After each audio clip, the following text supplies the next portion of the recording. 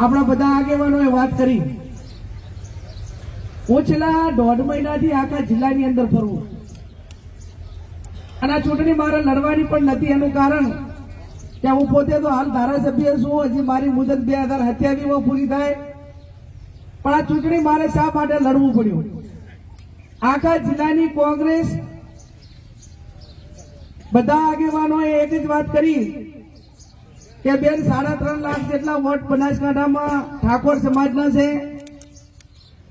તમે 28 વર્ષથી જાહેર જીવનમાં છો, દરેક તાલુકાના તમામ આગેવાનોને ઓળખો છો. અમે બધા જ આગેવાનો સર્વાનુમતે તમને લડવા માટે એટલા માટે વિનંતી કરીએ કે સમાજ એક થાય, કોંગ્રેસને માનવા વાળો વર્ગ બધો સાથે રહે, બધા આગેવાનો સાથે રહે અને પરિણામની નજીક પહોંચી શકાય. એટલા માટે કરીને આ ચૂંટણી લડવાનો તમારા બધાના ભરોસે નક્કી થયું છે. ત્યારે પહેલા શરૂઆતમાં તો એમ હતું કે કલ્પેશભાઈ મારું બેટું આવડી મોટી ચૂંટણી લડવી તો સિરીટ લડવી, ડિપોઝિટ લડવાના ભરવાના પૈસા નથી.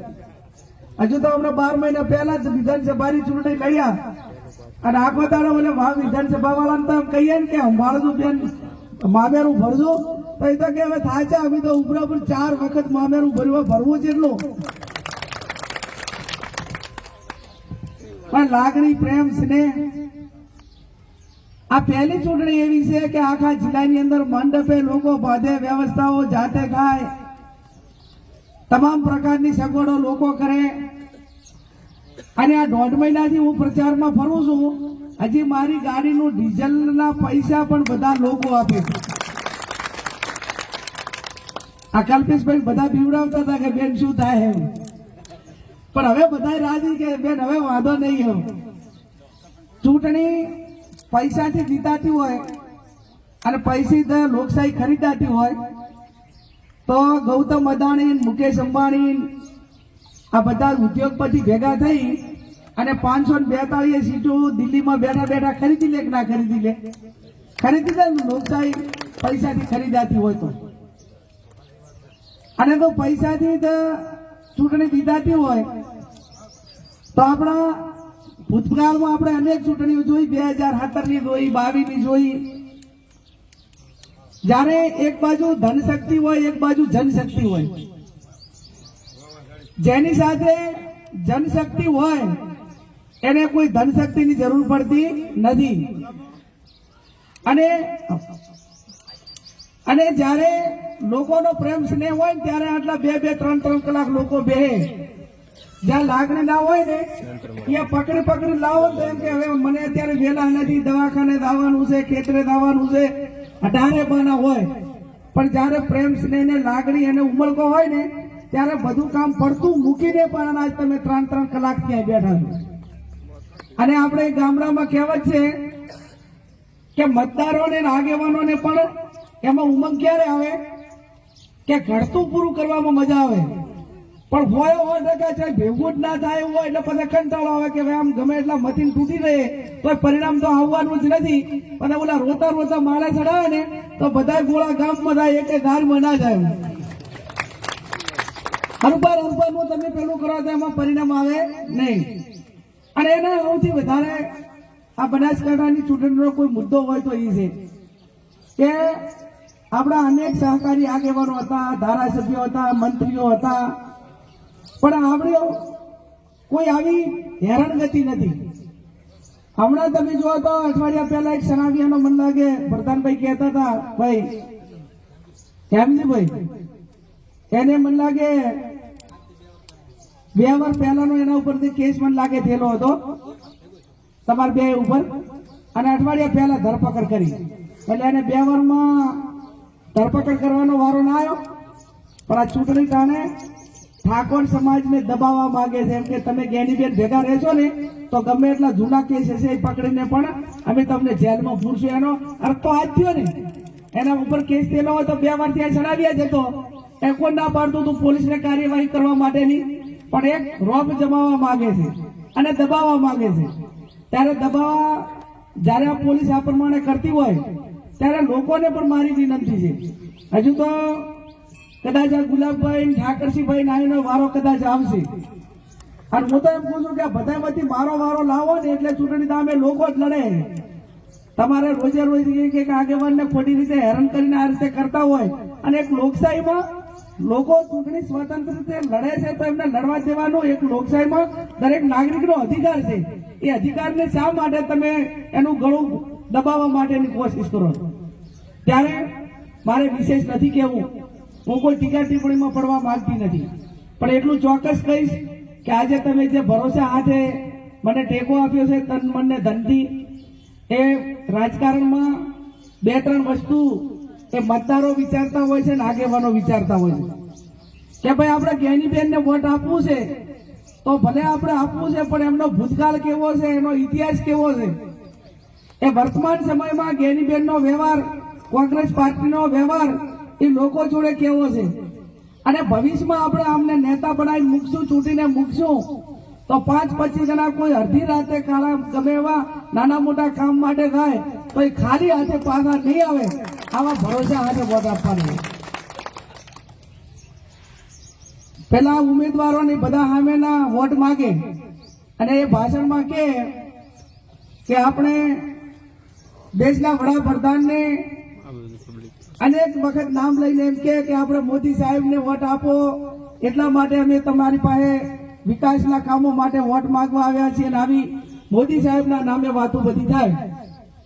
ત્યારે અમારા બધા આગેવાનો વાત કરે કે આપણે દીકરાની હગાઈ કરવાની હોય ત્યારે સામેવાળા જોવા આવે તો પેલા દીકરાને જોવાય કે એના હારાને જોઈને હગાઈ કરે? પેલા તો મૂર્તિયાને જોવાય ને કે ભાઈ આ મૂર્તિઓ પસંદ છે, પછી મિલકત એના હારાની કેટલી છે બરોબર, એમ પેલી શરૂઆતમાં તો પસંદ આવવું જોઈએ કે ના આવવું જોઈએ? આ તો વાત તો એવી જ કે તમે મોદી તમારું કોને કે હું બધું કામ કરવા માટે સક્ષમ છું એમ કોને?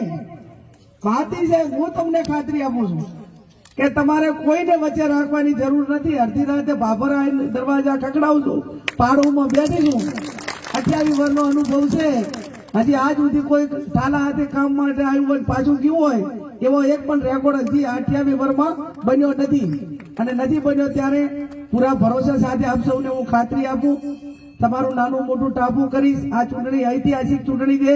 આ જેટલો માહોલ તમે અહીંયા અત્યારે બનાવ્યો છે એનાથી ડબલ તમારે ત્યાં 15મી તારીખે ફોર્મ ભરવા માટે આવવાનું છે, અને ફોર્મ ભરવા માટે એક દાડો હસે દસે થઈને ફરજિયાત આવવાનું છે.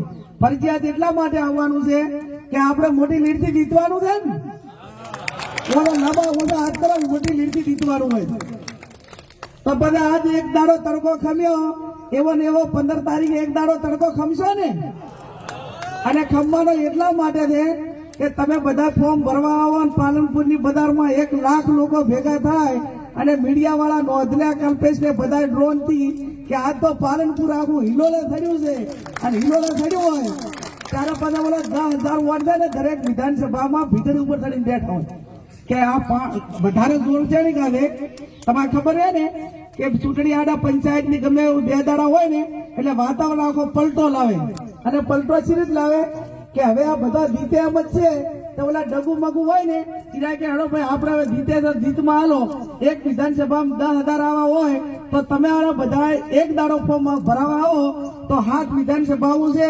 વગર મજૂરિયા 70,000 વોટ વધે કે ના વધે? વધે કે ના વધે? આ ઓલા ભીતરીમાં ચડીને બેઠા ને આપણા હવે લાવવા માટે તમારે બધાને આવવાનું ને આ નિર્ણાયક જે છે એના માટે કરી. દિનેશભાઈ મારી વાત સાચી કે ખોટી? ત્યારે તમને બધાને એમ કે બેન આપણે વોટ આપવાનું છે, તડકે અહીંયા હેરાન થવા ને તો ચાલશે, પણ ફરજિયાત આવવું પડે એમને મેં કીધું. એટલા માટે કરીને એક તારો ડાલા કરજો, ગાડીઓ કરજો. આ યુવાનોને પણ મારી વિનંતી છે કે હોન્ડા બધા લઈને આવજો, અને આ ભાગડી વાળા આવે ને તો એમ લાગે અલગ અલગ સમાજની ભાગડી, અને ભાગડી હોય એટલે આમ તો મામેરું તમે ભરવાની વાત પીકે સાહેબ કહો છો તો મામેરું બધા કડે ધડે ભરવું પડે કે ના ભરવું પડે? તો બધા પેટો બાંધીને આવવાનું કલ્પેશ, અને એમ લાગવું જોઈએ કે ભાઈ આ જ્ઞાનીબેન નું મામેરું ભરવા માટે આ બનાસકાંઠાની 18 આલમ 36 કોમ પાલનપુરની અંદર હિંડોળે કરી. અને એ શબ્દ સાથે જયારે અહીંયા તન મન ને ધનથી ખૂબ જવાબદારી પૂર્વક બીકે સાહેબ ગુલાબભાઈ કહું છું, આજે 5 આગેવાનોએ મને ફેટો વધાયો. એ ફેટાની શાન બાન મર્યાદા શું છે? એક દીકરીના માથા માથે ફેટો આવે ને ત્યારે એ ફેટાની લાજ એ 15મી તારીખે ફોર્મ ભરાવા 7મી તારીખે વોટ આપીને તમે રાખજો અને જિંદગી ભર એ ફેટાની મર્યાદા શું હોય, એની શાન બાન, એની મર્યાદા એક દીકરી તરીકે શું હોય એ બધું હું સમજુ છું. તમારી ભાગડીને કઈ લાચર ના લાગે એ જવાબદારી મારી છે. અને એટલું ચોક્કસ કહીશ કે આજ સુધી ક્યાંય વાડિયા પાણી એ નથી આવી અને આવનાર સમય પણ નહીં આવવા દઉં.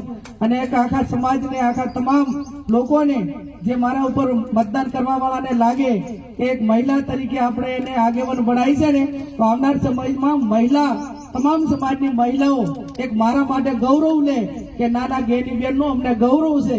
અને ગૌરવ આ ભાગડીની મર્યાદા કે પૂરેપૂરી જિંદગી ભર માં જગદંબા એની મર્યાદા સાચવવાની મને શક્તિ આપે. આપ સૌ મોટી સંખ્યામાં હાજર રહી અને ખૂબ મનોબળ પૂરું પાડ્યું એ બદલ આપ સૌનો ખૂબ ખૂબ હૃદયપૂર્વક આભાર માનું.